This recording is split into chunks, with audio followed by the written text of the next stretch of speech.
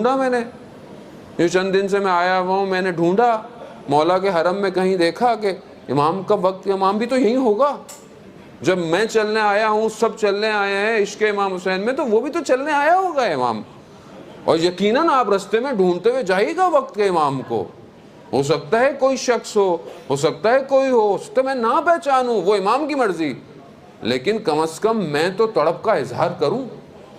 جانے ہوتا نجف کا واقعہ ہے، واقعات میں پہلے پڑھ چکا ہوں، لیکن ظاہر نجف میں ہے تو درجہ اولا ایک عالم دین بیان کرتے ہیں کہ نجف کے حوزے میں پڑھتا تھا، ہمارے مدرسے میں ایک اور طالب علم تھا اور ہر کوئی اس سے کام کرواتا تھا، یہ لے آؤ وہ لے آؤ، اور ڈر سب سے مشکل کام پانی دور سے لانا ہوتا تھا، کیونکہ پانی اس طرح نہیں تھا جیسے آج کا دور ہے۔ کہتے ایک دن میں رات کو اٹھا تو میں نے دیکھا کہ اس کے کمرے میں روشنی ہے اور وہ کسی سے بات کر رہا ہے اور کہہ رہا ہے کہ یا سیدی اے میرے مولا اے میرے مولا۔ تو میں نے کہا کیا ہے؟ اچانک سے جب میں نے اس کا نام لیا تو ایک دم روشنی ختم ہو گئی، ایک دم وہ باہر آیا اور ایک دم کہنے لگا آپ کو کوئی ضرورت ہے؟ میں نے کہا نہیں، یہ بتاؤ کہ تم بات کس سے کر رہے تھے؟ کہا نہیں، میں آپ کو پانی چاہیے، میں پانی لے آتا ہوں، میں کچھ لے آتا ہوں آپ کے لیے۔ کہا نہیں چھوڑ دو سب باتیں، مجھے یہ بتاؤ کہ تم کس سے بات کر رہے تھے، اور اگر تم نے نہیں بتایا میں شور مچاؤں گا، سارے طالب علم آ جائیں گے۔ تو اس نے کہا اچھا میں آپ کو اس شرط پہ بتاتا ہوں کہ آپ کسی اور کو نہیں بتائیں گے۔ کہا وقت کا امام میرے کمرے میں آیا ہوا تھا۔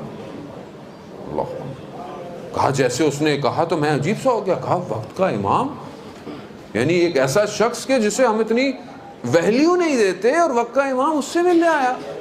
کہا ہاں امام میرے پاس آتے ہیں، اور امام کے ساتھ لوگ ہمارے میں سے ہی ہیں، عزیزان محترم، کوئی دوسری مخلوق نہیں ہے۔ کہا اس دن کے بعد میرے بدن میں طاقت نہ رہی کہ میں اس سے کوئی کام کہتا۔ کیسے میں کام کہتا جس سے وقت کا امام ہے؟ کہتا ایک دن رات کو میرے کمرے میں وہ آیا اور بیٹھا رہا اور کہنے لگا کہ میں جا رہا ہوں اور پھر شاید نہیں آؤں گا۔ کہا میں نے کہا کیوں؟ کہا امام نے مجھے اپنے پاس بلا لیا ہے، اب میں امام کے پاس رہوں گا۔ کہتے کافی دیر گریا کرتے رہے، پھر میں نے اس شخص کو زندگی میں نہیں دیکھا۔ ہاں عزیزان محترم، یعنی یہ سرزمین نجف، یہ بقول آیت اللہ کشمیری کے کہ جب صدام کا دور تھا نکال دیا گیا تو ان کے شاگرد کہتے ہیں آیت اللہ کشمیری نجف کا اتنا تذکرہ کرتے تھے، اتنا ذکر کرتے تھے کہ ہمیں لگتا تھا شاید دنیا میں کوئی اور شہر ہے ہی نہیں۔ نجف یعنی اس زمین اور خاک میں جو خوشبو ہے، کیوں ہے؟ کیونکہ ہوا گنبد امام علی سے ٹکرا کے آ رہی ہے۔ یعنی یہ عجیب فضا ہے۔ یہاں آپ علماء دیکھیں، بڑے بڑے علماء جو حرم کے اندر دفن ہیں۔ آپ وادی السلام گئے ہوں گے، آیت اللہ قاضی طباطبائی کہ جن کو توحید کا پہاڑ کہا جاتا ہے، یعنی کہ بعض علماء آتے تھے، امام کو سلام کرتے تھے، امام سے سوال پوچھتے تھے تو اندر سے آواز آتی تھی جاؤ قاضی طباطبائی کے پاس، یعنی اتنی بڑی شخصیت جو وادی السلام کے اندر ہیں۔